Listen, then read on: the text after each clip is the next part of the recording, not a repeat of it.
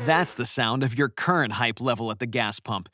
But brace yourself for something fuel nominal, because Unleaded 88 is about to take the hype to a whole new level. Unleaded 88 is cheaper, cleaner, and greener than regular unleaded. Plus, it's homegrown, making Unleaded 88 the clear choice at the pump and totally worth the hype. So pump it up with Unleaded 88, brought to you by Iowa Corn. For the ones who know safety isn't a catchphrase, it's a culture. And the ones who help make sure everyone makes it home safe. For the safety-minded who watch everyone's backs, Grainger offers supplies and solutions for every industry, as well as safety assessments and training to keep your facilities safe and your people safer. Call, click Grainger.com, or just stop by. Grainger, for the ones who get it done.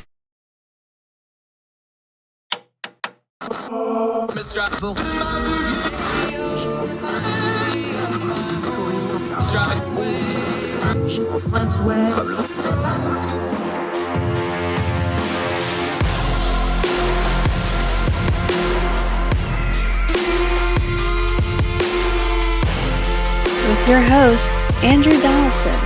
This is Heard Tell.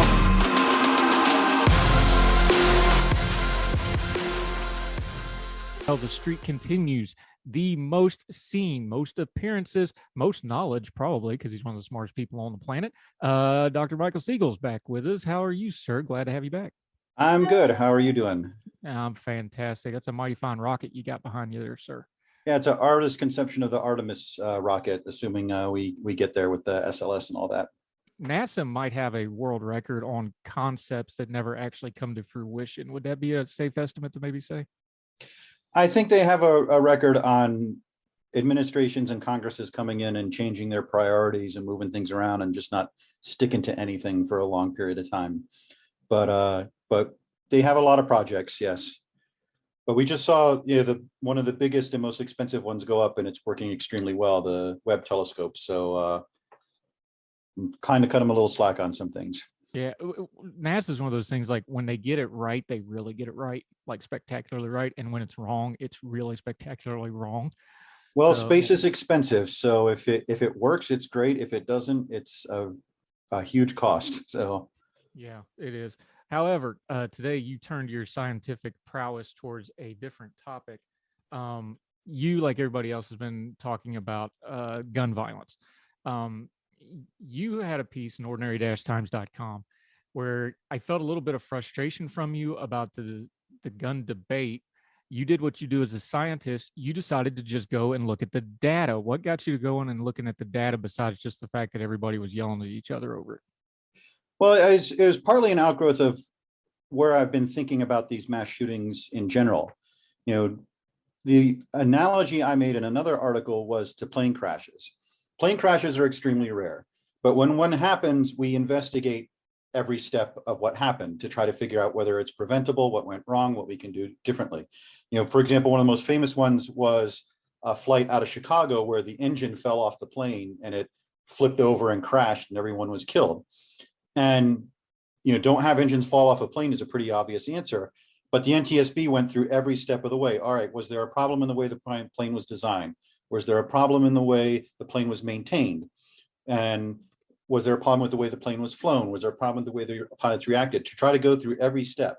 Because what people in the airline industry talk about with plane crashes is the cascade. Planes have so much redundancy and pilots are so well trained that you have to have a lot of things go wrong in a row for a plane to crash. And so what they do is they look through everything that went wrong. Like there's 6 things that went wrong. What are we going to do about those 6? With the plane in Chicago, there was a maintenance issue with how they were maintaining the engines. They figured out, hey, we need to start inspecting these planes to look for cracks that may indicate another thing is going to happen. In this case, there was just a piece of bad luck that a hydraulic line was severed when the engine came off the plane. And also some training. The pilots didn't realize right away what had happened. And so they might have been able to still land if they'd had better training for a once in a lifetime event. And I thought about that in terms of when we see one of these mass shootings, it seems to me we're looking at single point failure. We're looking at, a couple of weeks ago, we heard a teacher left the door open. That turned out not to be true. But if a teacher leaving a door open is the difference between 19 kids dead and no kids dead, we have a serious problem. You have to look at these things as cascades. Did this person show mental health problems? Did they tell people what they were going to do and the warnings were ignored? Could a red flag law have denied them a weapon? Could better security have prevented this? Could it have minimized it? We're focusing with Uvalde a lot on the police response, and we should, because it's looking like they really messed up, but we can't ignore all the steps that went up to that point. And so, I think we need to, the NIJ has a study out starting to look at these things systematically and seeing what they have in common. And like one of the things they found is that half of mass shootings, the mass shooter leaked his plans. He told someone what he was going to do. He put something on social media saying what he was going to do. And maybe if we pay more attention to that, we can prevent one. And, you want to be careful with that. You don't want to do what they did in one city where they arrested a 10-year-old and perp walked him because he made a stupid threat. You want to approach these more organically, but we need to start looking at every step of the way. People say, oh, it's mental health. Oh, it's gun control. Well, look at all of them so that you build layer after layer of security that stands between someone who's disturbed and a bunch of dead people. And, unfortunately, these debates have a tendency to devolve into gun control because people, a lot of people say we need to get control of the guns, and the other side sort of responds with anything but guns. And I think those are a part of it. I mean, I have my biases. I'm very pro Second Amendment, but I think that has to be part of the discussion. Since the discussion tends to revolve around guns, when I looked at that, I found that a lot of people are making claims that the data don't really support, or even if they do support, they're kind of out of context and need a little bit more of a broad view to get to the actual point. And one of the problems with an issue like gun control, when you look at the data, you can always find a study that will tell you what you want to hear, because there are thousands of studies out there, and you'll always find at least one study that says this will work or this will not, or this is a waste of time. What you have to do is you have to sort of look at the entirety of the data and try to pull the signal out of the noise.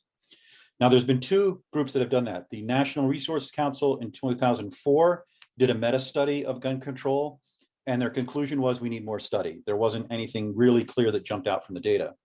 And a few years ago, the RAND Corporation did another meta study, and they did find some things work. They found, for example, that background checks are really good for reducing gun violence.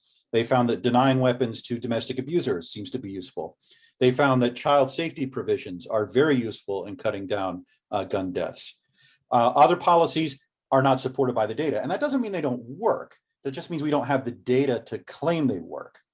And so to me, I've been pushing the RAND study a lot, because this to me is the first time we've ever looked at this systematically and said, okay, what works, what doesn't, and where can we go with that? Yeah, and before we get into the individual claims that you wrote about in ordinary-times.com, isn't a lot of this, because I've been thinking about it too, isn't this kind of an eternal problem when you really strip this down to, okay, what's the core problem here? Isn't this the real core problem that we have in a representative of we're trying to legislate an outlier that applies to the majority of folks? And anytime you're trying to legislate or write policy for outliers, you're always going to have a big mess on your hand, because they're just that, they're outliers, but you've got to make some kind of rule for everybody. That can be applied to a lot of other areas, but it's really true. Like you said, plane crashes, we have rules for plane crashes. We have rules for mass shootings. Isn't that kind of the core problem that makes this really hard to deal with when you start talking about systematically? Yes, I think when you think in terms of policy, whether it's gun control, mental health, school security, when you think of that in terms of mass shootings, these things are incredibly rare. They're about 1% of gun violence.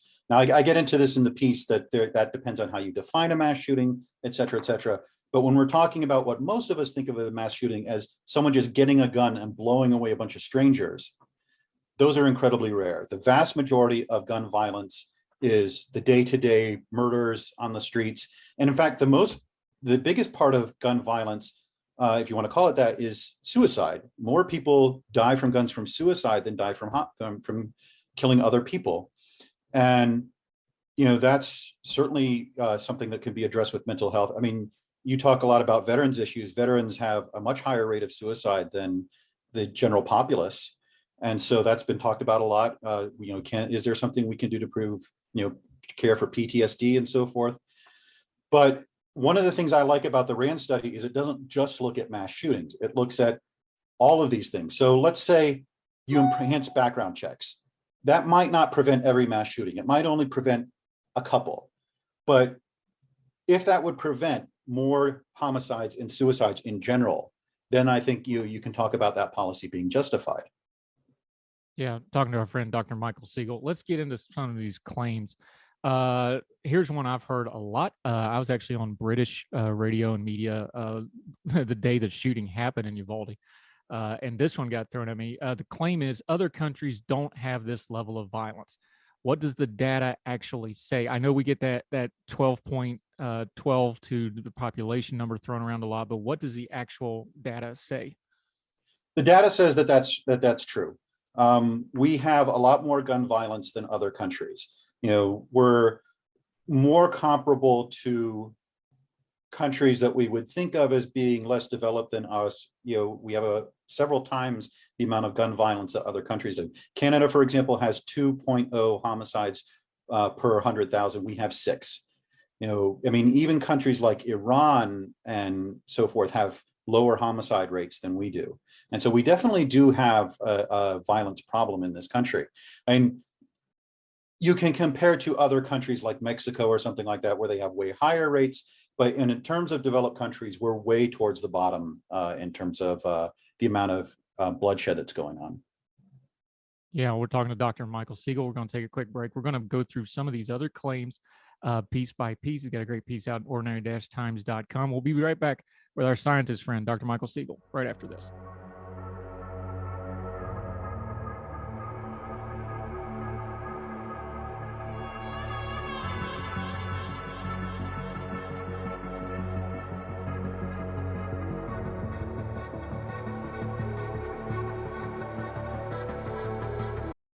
For the ones who know safety isn't a catchphrase, it's a culture.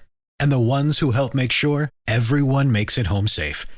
For the safety-minded who watch everyone's backs, Grainger offers supplies and solutions for every industry, as well as safety assessments and training to keep your facilities safe and your people safer. Call, click Grainger.com, or just stop by.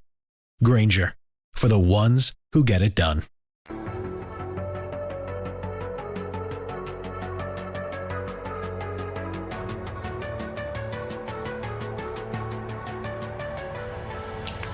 Welcome back to Heard Tell. We're again with our friend, Dr. Michael Siegel, talking a little science today because he's turned his scientific prowess towards the gun debate, what the data actually says down below all the noise and the hollering. Here's a claim I hear a lot. I feel it's probably, it's one of those that sounds one way, but then looks another when you look at it on a graph. The disparity is because the U.S. has so many guns. There's so much gun violence because the U.S. has so many guns. What does the data actually say about that claim, though? Well, on its face, that claim is true. If you look at other countries with gun ownership and violence, they sort of form a cloud of data points at one end of the scale, and then we're way off in both. We have way more guns and way more violence. But whether you can assume those things are true, that one causes the other, is a little bit trickier, because if you look at other countries, there's no correlation between the amount of gun ownership and the amount of homicide going on, and certainly not between the amount of gun ownership and the amount of suicide. South Korea, for example, has a way higher suicide rate than us and a very, very low gun ownership rate. And that's because of cultural issues that they have that high suicide rate. So you have to sort of take those out. But if you look at other countries, just leave the United States out, and you look at whether there is a connection between gun violence and gun ownership, it really doesn't hold up that well. And so what you do is you say, well, other countries have low levels of guns, low levels of violence. The US is up here, therefore that's a connection. If you have one data point that's defining your relation, that's not really a relation. And I'm not saying that there's not a connection. There probably is, but that's not, you can't just say that without putting it into the context that we are an outlier in every sense of the word. We have way more guns than other countries. We have way more violence than other countries. We're sort of a data set of one compared to the rest of the world. And just some basic, if you were teaching a basic science class, a data set of one is always going to kind of be iffy when you're trying to make some kind of a conclusion, right?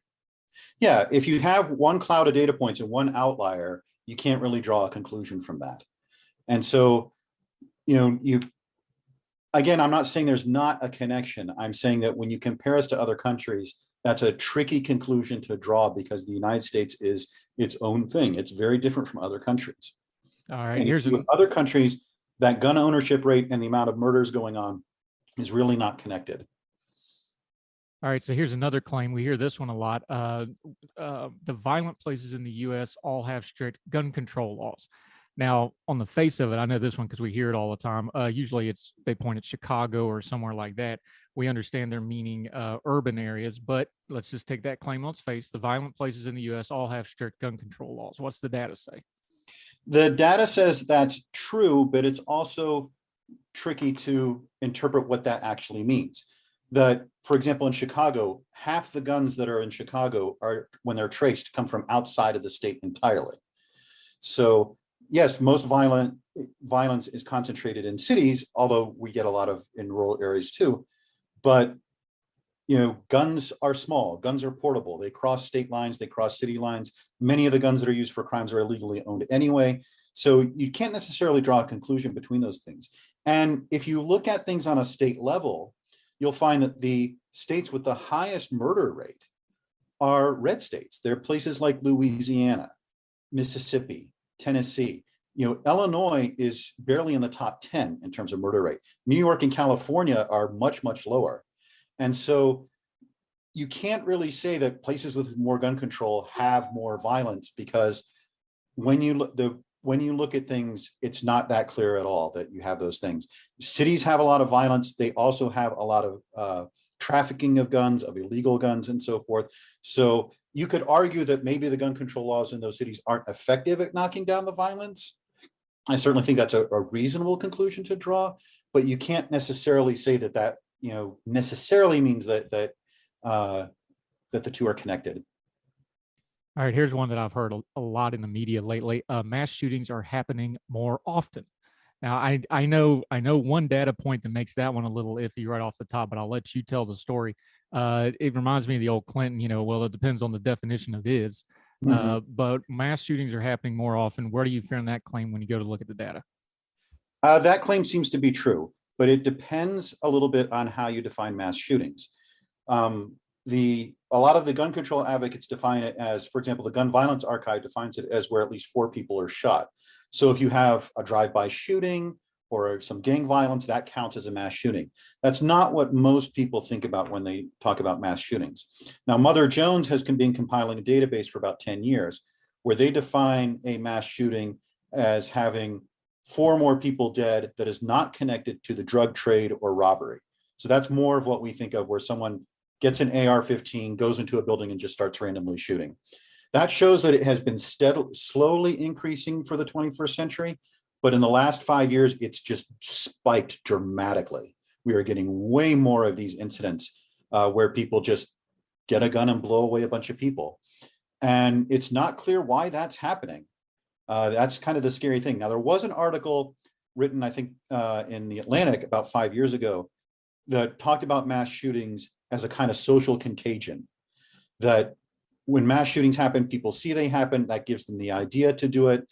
And there are online communities where people talk about these things and express admiration, for example, the Columbine shooters, and talk about, oh, I'm going to have the best methods, I'm going to have the maximum body count.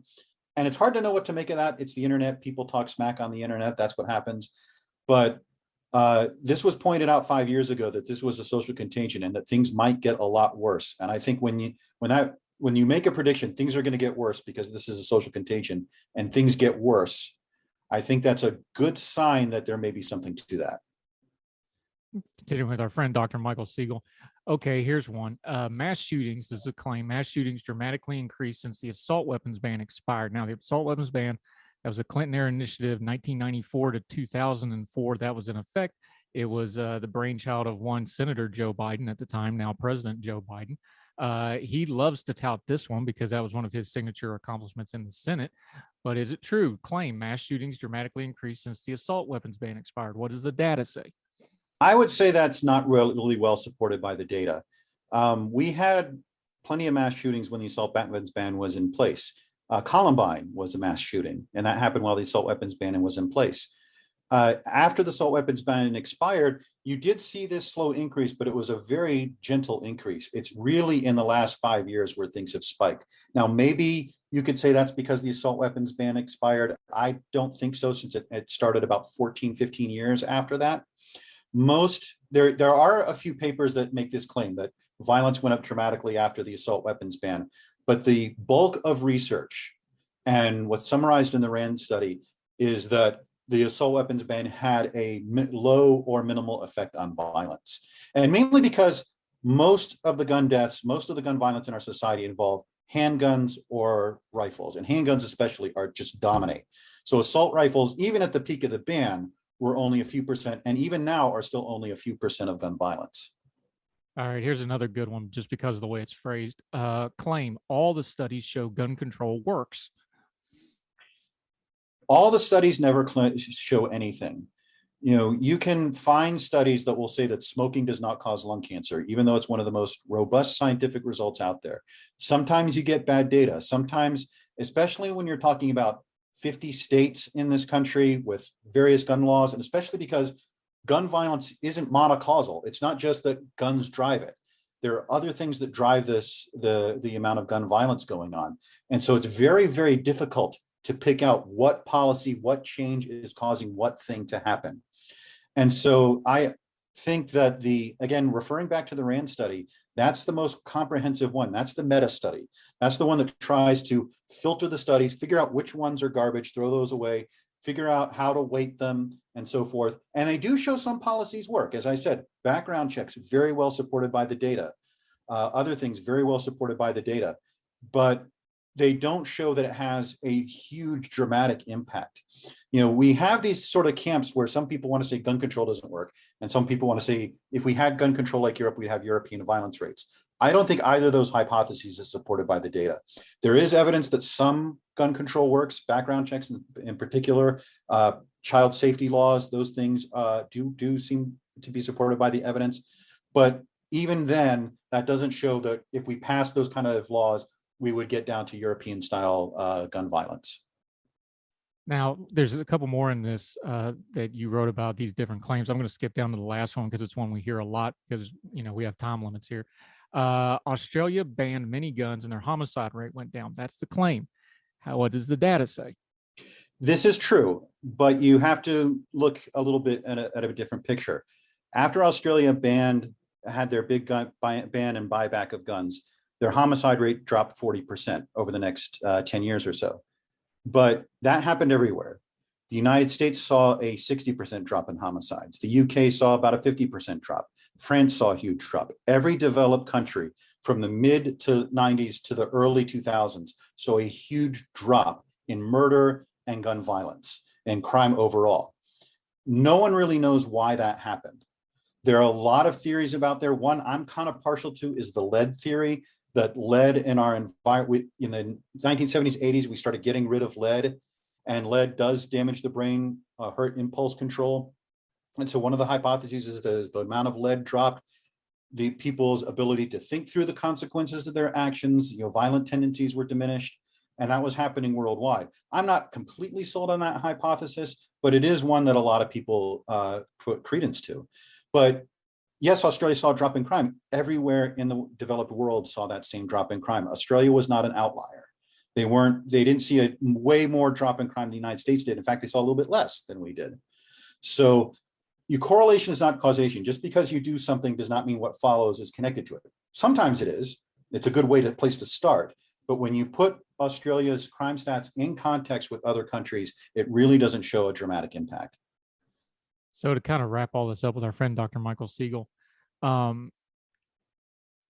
thing we do know all of this data says, although it's desperate data, it does all say that there's not going to be one single piece of gun legislation that fixes all of our problems with this mass shooting. Is that accurate to say with the data that you're seeing? I would say that would be very accurate. I would say that there seems to be evidence supporting improving the background check system.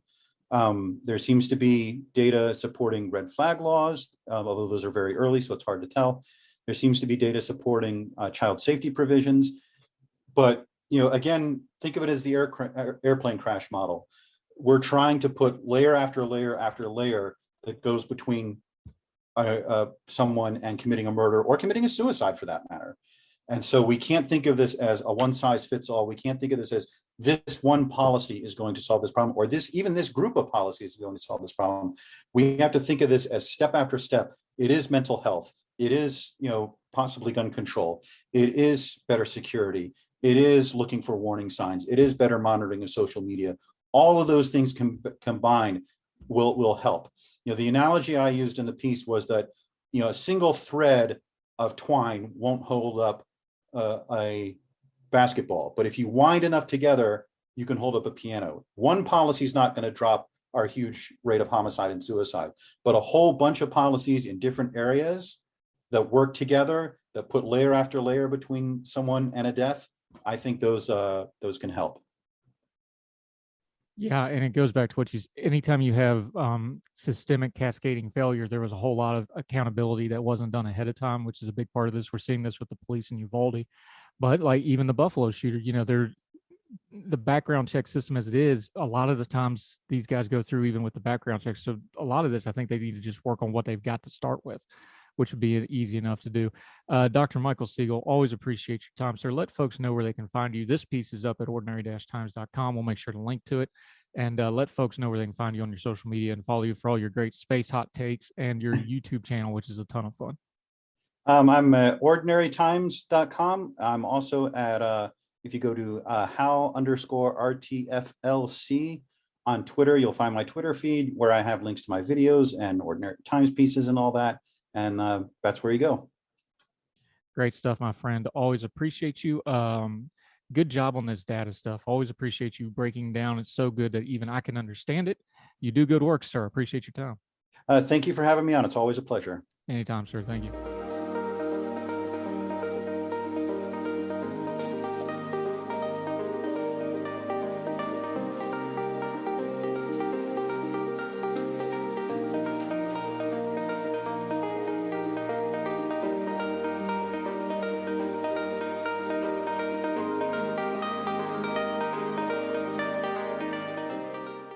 This is the story of the one. As head of maintenance at a concert hall, he knows the show must always go on. That's why he works behind the scenes, ensuring every light is working, the HVAC is humming, and his facility shines. With Grainger's supplies and solutions for every challenge he faces, plus 24/7 customer support, his venue never misses a beat. Call quickgrainger.com or just stop by. Grainger, for the ones who get it done.